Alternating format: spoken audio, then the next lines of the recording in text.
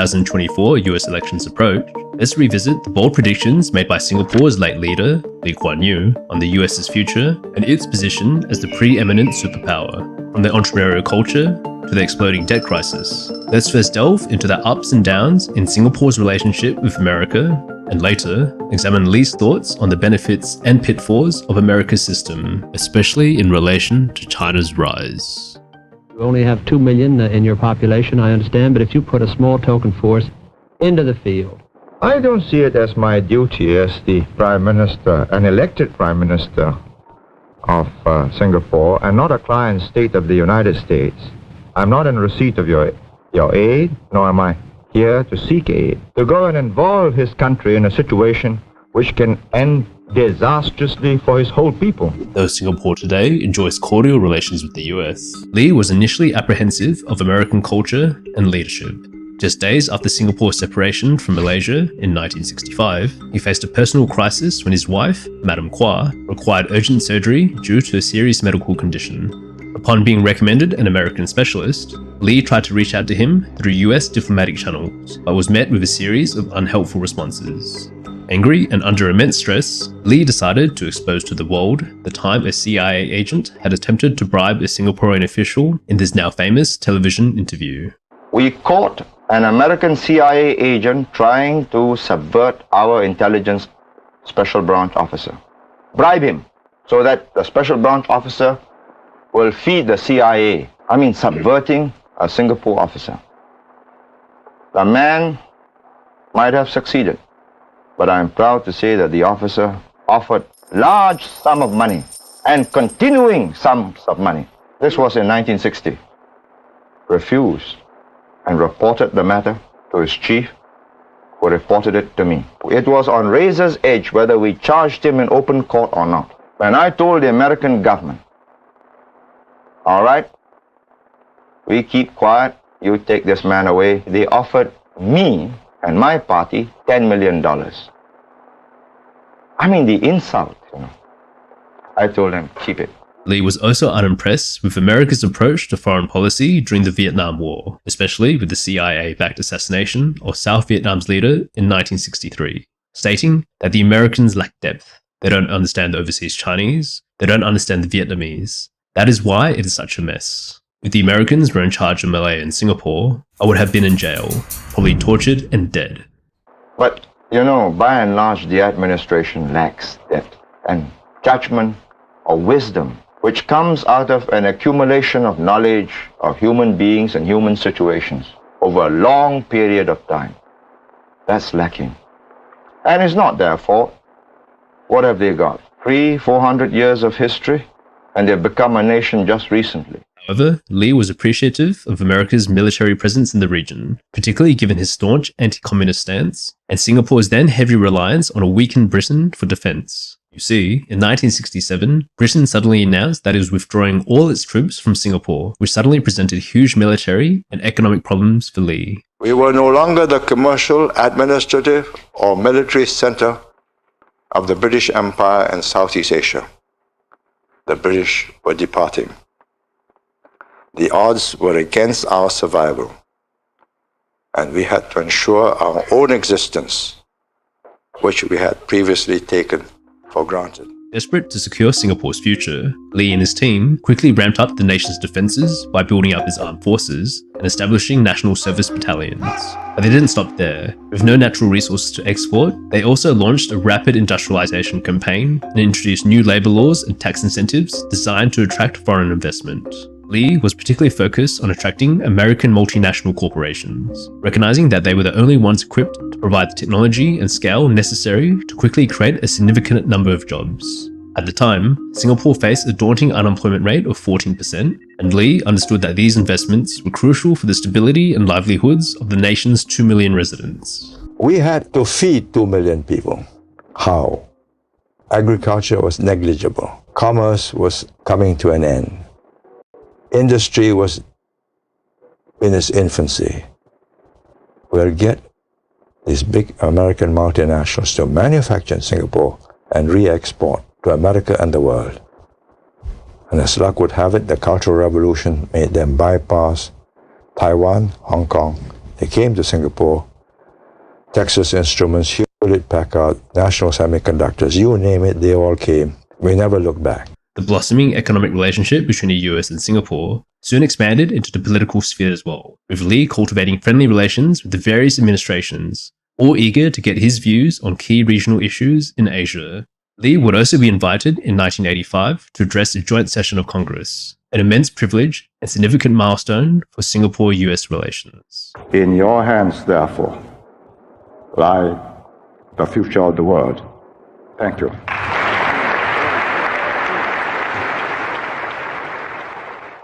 However, the relationship was not all smooth sailing. In 1988, Singapore expelled an American diplomat for foreign interference in Singapore's domestic politics, which led to a diplomatic spat. This is Singapore. Lee would also face criticism from American politicians and the media regarding his views on press freedoms and human rights. That they say, boy, Lee Kuan Yew has created a miracle in Singapore, but he is an authoritarian. He doesn't care about democracy. He cares little about a free press. Doesn't care. Why should I be authoritarian when I had the people with me? That's what the people wanted. They wanted a high quality of life, low crime rate, good future for the education of the children, and jobs, better homes, better hospitals, and their families are happy and safe. No drugs, no muggings, no rapings. You can walk the streets, 3 o'clock in the morning, you're okay. But most notably, the relationship between Singapore and the United States faced a significant test in 1993, when an American teenager, Michael Fay, was sentenced to jail and caning for vandalism. In March, news a Singapore court had sentenced an 18-year-old American to 6 strokes with a bamboo cane swept round the world.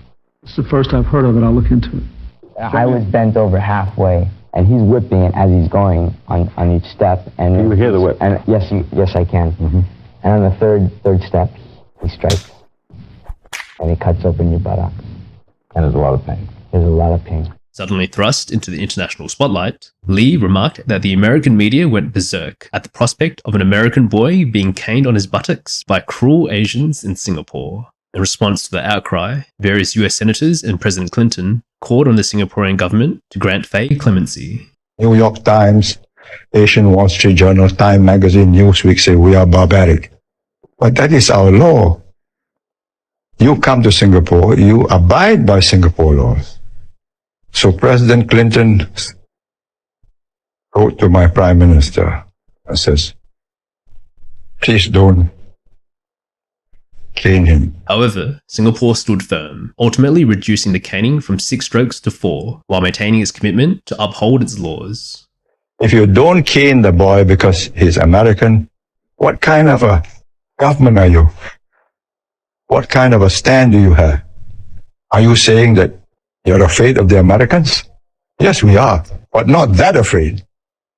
We have to enforce our law.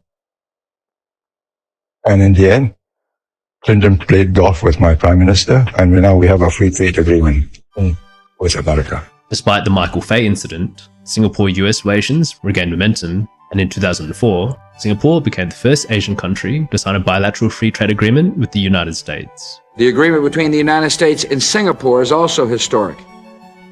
The first between the United States and an Asia-Pacific country. And in the wake of Hurricane Katrina in 2005, Singapore demonstrated its commitment to the partnership by sending military vehicles, personnel, and aid to assist with relief efforts. Fast forward to today, the US stands as Singapore's largest investor and trade partner, with over 58 American companies operating in the country. The partnership continues to thrive across various sectors, including defense, climate change, and emerging technologies, fostering collaboration at both the governmental and people-to-people levels. However, Singapore's ethnic Chinese majority and its long-standing relationship with China have at times raised suspicion. Have you ever applied for Chinese citizenship? Senator, I served my nation in Singapore. No, I did not. Have you ever been a member of the Chinese Communist Party? Senator, I'm Singaporean. No. Have you ever been associated or affiliated with the Chinese Communist Party? No, Senator. Again, I'm Singaporean. As the US-China rivalry intensifies, let's now examine Lee Kuan Yew's prediction regarding the future of America in relation to its emerging rival.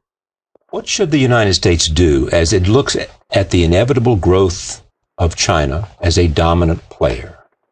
What would be a wise foreign policy? Because you have 2 or 3 decades before it reaches its full strength. Oh, even in 3 decades, it won't reach its full strength. In 3 decades, its per capita is still about 1/3 of America. Right. Its gross domestic product. Well, for it to reach America's standard of living and standard of technology will take more than 100 years. Lee claimed that in an increasingly globalized world, the ultimate contest would be the pursuit of talent. He argued that since the event of nuclear weapons, war between major powers would be unlikely. Nuclear weapons between big powers, I think, is a plus because it stops major wars. Bipolar world is more secure. Both sides have weapons of mass destruction that prevents a conflict. As such, rather than asserting a dominance through purely military means, as in the past, the ultimate competition in the modern world would be who can attract the best global talent, which is key to success in economics and technology. And Lee believed that America is best placed to do so. It's not just American talent that gets you here. There are just 300 million people, and they got 1,300 million, and very many more able people. But you are attracting all the adventurous minds from all over the world and embracing them, and they become part of your team. In contrast, Lee believed China would struggle to be an effective magnet for talent. He pointed out that Chinese is a much harder language to learn compared to English and will never be as popular globally. As a comparison, he states that the Confucius Institutes set up by the Chinese government worldwide have not been successful in popularizing the language. Meanwhile, American publications, television, and movies perform that function effortlessly, giving the US a significant soft power advantage. Now, I don't see 2 million Indians and 500,000 other peoples, Japanese, Koreans, and others, becoming part of China. I mean, first, the language is so difficult. Yes. Secondly, the culture is not embracive. How do you fit in? Lee's second reason for America's long-term success lies in its diverse centers of excellence scattered across the country. Major cities on both coasts, such as New York, San Francisco, and those in Texas, engage in constant competition without centralized direction from Washington. This dynamic fosters a rich diversity in society and a competitive spirit that generates innovative ideas and enduring products. The U.S. has been the most dynamic society in innovating and starting up companies to commercialize new discoveries or inventions, thus creating new wealth. American society is always on the move and changing. They have led the world in patents, striving to produce something new or do something better, faster, cheaper, increasing productivity. Having created a product that sold well in America, they then market it worldwide. In contrast, Lee noted that China believes prosperity stems from a strong central authority, where no individual or entity stands above the governing party. There's been no Google formed in China. There's been no Facebook developed in China. No Microsoft developed in China. And that says something about their educational system. Partly the educational system, but partly because there's very tight control at the top. They do not like the established order to be tinkered with. If it's working fine, leave it. And if anybody has something good, will borrow it and test it out. Why take the risk? If you let 1.3 billion smart guys experimenting, you'll have near chaos. And they're capable of thinking up new things. There's no need to go to Google. You can go to Baidu and do Baidu is a Chinese search engine. Yeah. It's a large one, too. They own 60 or 70% of the Chinese market. That's right. What did you think of what the Chinese did to Google? Well, they didn't want Google to become a vehicle for subversion. He would also state that China's state-owned enterprises are a weakness, arguing that government-backed CEOs lack the drive of entrepreneurs who hold a majority stake in their companies. State capitalism is not as effective as private capitalism. Would you stay awake at 2, 3 o'clock in the morning if it's not your company at stake with the latest oil crisis? No. So you wake up tomorrow morning knowing that your salary is intact, and the other stakeholders also make sure that you're on the ball or they remove you You've got to stay focused. So I believe very strongly that private capitalism easily outdoes state capitalism. And his final reason for America's long-term success is in the way entrepreneurship is encouraged and celebrated. When people succeed, they are admired as talented entrepreneurs and accorded social status and recognition they rightly deserve. This optimistic culture distinguishes it from other nations that have pre-existing social structures. The United States is a frontier society. By and large, there were and are no class barriers. Everybody celebrated getting rich. When I saw America's amazing recovery in the last 10 years of the last century, after it lost much ground to industries in Japan and Germany, I appreciated the full meaning of the Americans being entrepreneurial. But for every successful entrepreneur in America, many have tried and failed. Quite a few tried repeatedly until they succeeded. Quite a few succeeded and continued to create and start up new companies as serial entrepreneurs. This was the way America's great companies were built. This is the spirit that generates a dynamic economy. Though Lee was assured of America's continuing economic might, he would also suggest that there is also a dark side to their successful entrepreneurial and competitive system. For one is the stark inequality in American society, stating an underclass has developed. Amid the opulence, the razzle-dazzle, the beautiful shops in New York, you can easily find homeless Americans lying on the pavements, with nothing but the clothes on their backs and cardboards for sleeping mats. The wealthy and the powerful owe a duty to the downtrodden. Do you believe that? Yes, I do. Because of a Confucian philosophy, or? Yeah. So you don't find beggars, you don't find half-starving people sleeping in doorways or under the bridges or whatever. It offends the whole society. So we pay a little bit more, rehabilitate them, put them in proper homes, feed them, teach them a job. We just can't leave them as derelicts in society. It's offensive. Offensive to the rest of society. And the judgment of history and the judgment of... No, our judgment of ourselves as a self-respecting people. Yes. However, he was more concerned by America's individualistic society and its influence on the world. In his renowned 1994 interview, Culture is Destiny, he highlighted the erosion of moral foundations and a decline in personal responsibility in the West. He argued that the individual's right to behave as they please has become dogma, and this comes at the expense of societal order, with drug abuse, violent crime, and shootings becoming increasingly commonplace. But do I want to be with America, like America, with its inability to control the drug problem? No. Or the gun problem? No. He would contrast the approach of East Asian societies, where the main objective is to have a well-ordered society so that everyone can have maximum enjoyment of their freedoms. I go by what is good governance. What are the things I aim to do? Healthy society that gives everybody a chance to achieve its maximum.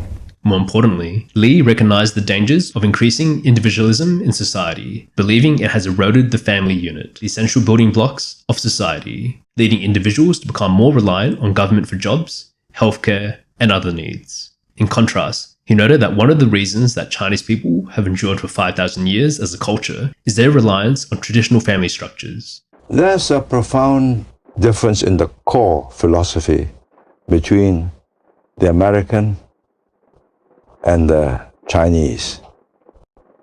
And it's a reflection of your history. You came over in the Mayflower, you were seeking religious freedom. You have been immensely fortunate and successful. 2 world wars left Europe in a shambles, and you emerged as the undamaged technological and industrial power.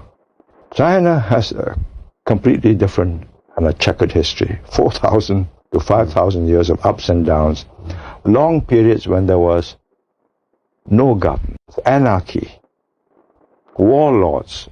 Why have they survived in spite of anarchy, disaster, floods, famines? Because there was a social network independent of government that sustained them. The immediate family, the extended family, the clan. You owed them an obligation. You cannot turn them away. And that's how they survived. I think we are safer if we keep those family bonds, those traditional life raft systems not dependent on the state, which places the emphasis on family, extended family, and then the government, and not the individual at the expense of the family and the state, which is the American system. Yes, we also now want to try and get our little Bill Gates going. But in the context of keeping our society solid so that we will survive as a people. He would also suggest that there are no guarantees that exceptional talent from other countries, like in China or Singapore, will continue to find America an attractive place to move or to stay in. Asians in Western countries must swallow their pride from time to time, particularly in periods of economic slowdown or recession, when racial discrimination becomes more blatant and racist abuse and attacks more prevalent. Whilst experiencing higher unemployment in such times, blame the Asians for taking away jobs. Some Asians complain that in many companies and organizations there is an invisible ceiling for Asian employees. In other words, beyond a certain point you cannot be promoted. However competent the Asians are, they seldom rise above a certain level. Furthermore, they tend to be shunted to technical and operational jobs rather than given key managerial appointments. Beyond social issues, his biggest upcoming concern for America is his looming debt crisis, much of it funded by printing US dollars. You and I talked about America's deficit and debt problems, and its seeming political dysfunction to do anything about it. I still am. I still am worried. The leaders think they can tweak the problem without pain, and they're afraid to tell the people, look, we've got to do this, we've got to make these cuts. And over the period of X number of years, 5, 6, 7, our deficits will go. The baby boomers will have to recognize that the world they expected is not the world they're living in. So they have to do what? They have to forego the kind of benefits. The kind of benefits, as well as the rate of consumption. Yeah. You believe that if we do not do something about it, we become an indebted country. We're already an indebted country. Become more indebted, and eventually you have inflation. You are indebted in a different way from other countries. Other countries borrow US dollars or pounds or euro, and they got to pay back. You owe yourself US dollars. So you're under no pressure to pay back, but you're under pressure from such a huge amount of currency floating around that you get inflation. Lee warned that if America fails to address its debt problem and instead kicks the can down the road, it could face excessive inflation and a potential run on the dollar as investors withdraw their funds. Such a scenario would be disastrous for a nation striving to maintain its military and naval presence in the Pacific to counter China's influence. But the 21st century will be a contest for supremacy in the Pacific, because that's where the growth will be. That's where the bulk of the economic strength of the globe will come from. Now, if you do not hold your ground in the Pacific, you cannot be a world leader. To hold that ground in the Pacific, you must not let your fiscal deficits and your dollar come to grief. The financial community, the bankers and all the hedge funds and everybody come to a conclusion that you're not going to tackle these deficits, and they begin to move their assets out. That's real trouble. Looking further, Lee expressed concern that even if America manages to overcome its debt crisis, more pressing issues would remain, particularly regarding its poorly funded education system, which he criticized for producing nearly illiterate students. Me fail English? That's impossible. Another problem that Lee believed plagued the US was the need for a nationwide infrastructure upgrade, a growing class divide, persistent discrimination according to race, and an electoral process that is so vicious and short-sighted that it puts off talented candidates who would rather pursue lucrative careers in banking or finance than to serve the nation. The problem with the American politics and Washingtonian attention span is that it is focused on the immediate and the results of the either midterm or full-term elections. Lastly, Lee expressed grave concern regarding America's response to China's growing influence. They asked me, is China a friend or a foe? I said, neither at the moment. And it's really up to you and how you deal with them. It will decide whether they are friends or foes. He warned that any increase in US protectionism would likely provoke retaliatory measures from China, leading to a downward spiral in the global trade system and ultimately an overall poorer world. Let us then not forget, Mr. Speaker, Mr. President, that protectionism and less trade means less growth. The answer to job losses is more, not less trade. America can upgrade her declining low value added industries, or they will continue to decline whether America goes protectionist or not. Drawing a chilling parallel to the 1930s, Lee noted that protectionist policies following the Great Depression contributed to the outbreak of World War II. He feared that a similar cycle of trade wars and economic nationalism could again pave the way for military conflict between major powers. A replay of the Depression of the 1930s, which led to World War II, would be ruinous for all. All major powers in the West share this responsibility for not repeating this mistake. You see, Lee was a vocal critic of US foreign policy, from their failures in Vietnam to Iraq to Afghanistan, stating that their evangelizing spirit in changing the world puts it at a disadvantage compared to China's foreign policy. First, I don't think the Chinese go around the world evangelizing or proselytizing and say, you follow my system. They are unlike the Americans. They don't want to export their system. But I'm not here to change you or to make you like me, which I think is a great advantage because then many third world countries feel comfortable with them. Lee instead urged the United States to recognize China's status as a great power and to seek collaborative solutions to global challenges, rather than attempting to isolate or humiliate it. He emphasized that China is primarily acting in its own national interests and is not focused on reshaping the world order. So what should the United States do while it has the position it has now? I think make sure that they feel that they are accepted at the top table.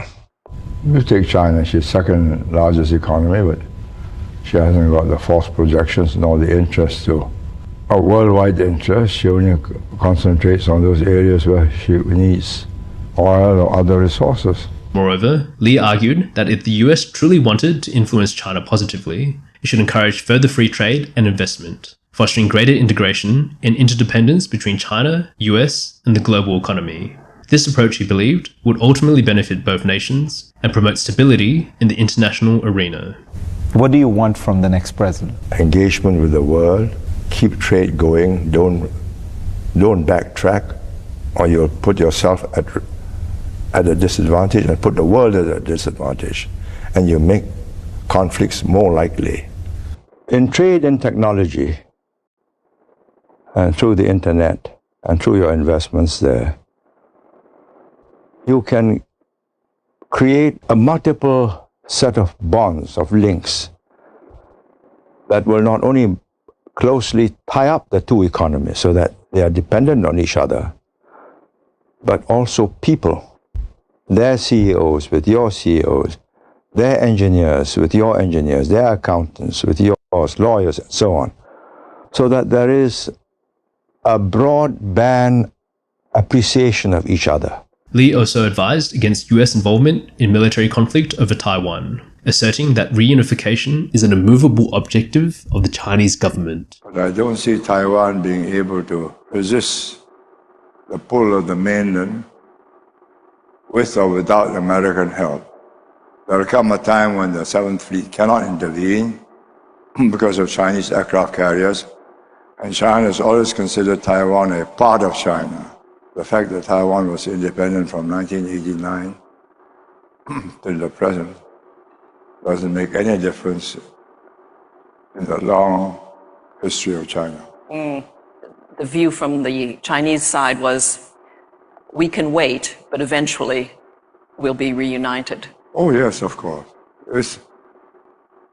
It is a fixed and immovable objective. Nevertheless, he believed that the US presence in the region would persist, even as China's military capabilities grow. He pointed out that countries like Vietnam, which have competing interests in the strategically important and resource-rich South China Sea, would likely seek to retain an American presence. He argued that US engagement provides smaller nations in Asia with greater choice and breathing room in relation with their much larger neighbor. I think the US can be a benign stabilizer of the world order. You take Vietnam, do they want the Chinese to be dominant in the South China Sea? No. You take the Philippines, also no. But I don't think it's likely that the Japanese or South Koreans, Southeast Asians would want to have China as a dominant force, and they will always want to have the Americans inside the area to balance the Chinese. That gives us more space. But in the end, he concluded that the United States must accept the reality of a more powerful China, emphasizing that it is not merely another significant player on the global stage, but rather the biggest player in the history of the world. The 20th century was the American century. The first half of the 21st century, a large part of it will still be the American. But I believe the second half, you will have to share top places with China and also with India, make space for them too. While Lee was often critical of many aspects of America, he admired their level of optimism in society, wanting to adopt many aspects of their entrepreneurial zeal in Singapore society. Some of our energetic and resourceful and able people must go into business and not stay in salaried jobs. This is a change of culture, of values, of mindset. It will not be easy, but some can succeed. In his final published book, Lee reflected on America's resilience, stating that those who believe in its immediate decline are mistaken. It has faced great trials and challenges within living memory. The Great Depression, the Vietnam War, the rapid post-war rise of industrial powerhouses Japan and Germany. Each time it found the will and energy to recover its position at the front of the pack. America has prevailed. It will do so again. And the fact that the Americans are having an internal debate about whether or not they are declining is a healthy sign. It means they have not become complacent. But he asked this of America. China has lasted 5,000 years. Can you? They're enormously curious. They are. Enormously curious. Not just curious. They're enormously ambitious to catch up. That Beijing Olympics, if you watch it, what was the message? We're back. No, 5,000 years. And don't forget, we invented all these things. And we're going to go ahead in the next 5,000 years. It's the only country where a language has survived 5,000 years. The only country where the present generation shares the same basic thinking as the past. And they're very proud of it. And the United States has to encourage them? No, you don't have to encourage them. You just got to understand that they don't want to be an honorary member of the West, unlike Russia. They're quite happy to be Chinese and to remain as such. So when you tell them you ought to do this, you ought to do that, they say, yes, thank you. And at the back of their minds, we have lasted 5,000 years, have you?